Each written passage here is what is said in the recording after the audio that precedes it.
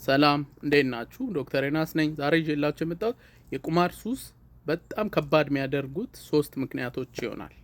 የቁማር ሱስ እንግዲህ ቢሄቪየር ወይም ደግሞ ፕሮሰስ አዲክሽን የምንለው ነው።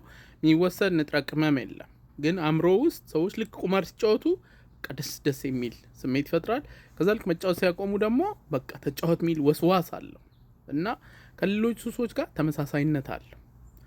የቁማር ሱስ እንደ ማንኛውም ሱስ ይታከማል፣ ግን ለማከም ከሌሎቹ ሱሶች በተለየ 3 ምክንያቶች አስቸጋሪ ያደርጉታል። እነዚህም እንግዲህ በሕክምናው ፓቶሎጂካል ጋምብሊንግ ምንለው ክራይቴሪያ 9 ናቸው። ከ9 ውስጥ 3ቱ ምልክቶች ከባድ ናቸው።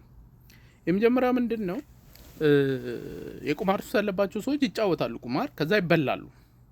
ከዛ ሲበሉ ጸጸት ይሰማቸዋል፣ ዲፕረስድ ይሆናሉ ወይም ስትረስድ ይሆናሉ። ገንዘብ ከሰውም ተበድረው ሊሆን ይችላል ምናምን ነገር።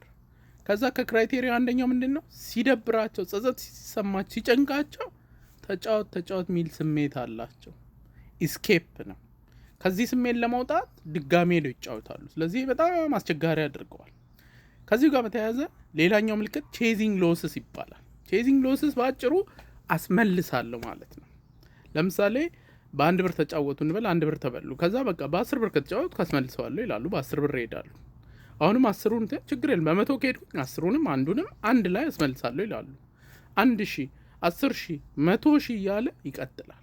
ይሄ ቼዚንግ ሎስስ በጣም አስቸጋሪ ያደርገዋል።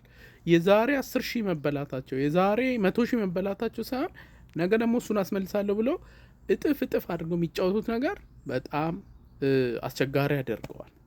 3ኛው የቁማር ሱስ ያለባቸው ከ9 የቁማር ሱስ ምልክቶች ውስጥ አንደኛው ይዋሻሉ። የሚዋሹት ማንን ነው? ቤተሰባቸውን ይዋሻሉ፣ ከሰዎች ገንዘብ ለመበደር ይዋሻሉ። ከዛ ደግሞ ለሕክምና ራሱ ሲመጡ ቴራፒስታቸውን፣ የአእምሮ ሐኪማቸውን ራሱ ይዋሻሉ። በትክክል ምን ያህል ዕዳ እንዳለባቸው የሚያውቅ ሰው ራሱ የለም።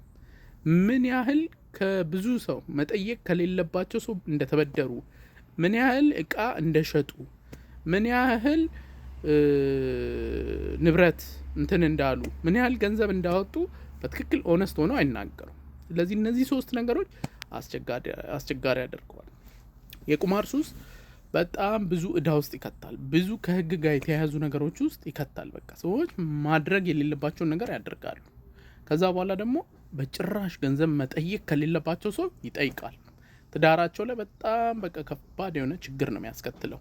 ኤኒዌይ እንደ ማንኛውም ሱስ ከዚህ ሱስ ለመውጣት የቤተሰብ የጓደኛ ምክር ምናምን ሳይሆን ግለሰቡ አምኖ መወሰን አለበት። ይሄ ነገር ትዳሬን የበጠበጠ ነው፣ ይሄ ነገር ለፍቼ የሰራሁበትን ገንዘብ ይዞት ሄዷል፣ ይሄ ነገር ያፈራሁትን ንብረት እንትን ብሎኛል፣ ይሄ ነገር መጠየቅ የሌለብኝን ሰዎች ዋሽቼ እንድበደር አድርጎኛል፣ አዋርዶኛል፣ በቃኝ ማለት አለባቸው።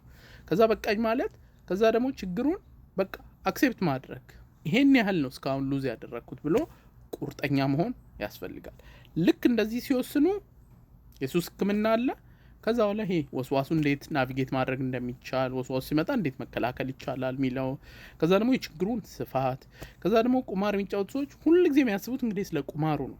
ከዛ ውጪ ስላላቸው ህይወት እንዲያስቡ፣ ወደ ቀልባቸው እንዲመለሱ የሚያደርጉ ቴራፒዎች፣ ሕክምናዎች አሉ። እና ለዛሬ እንግዲህ ይዤላችሁ የመጣሁት ይሄንን ይመስላል።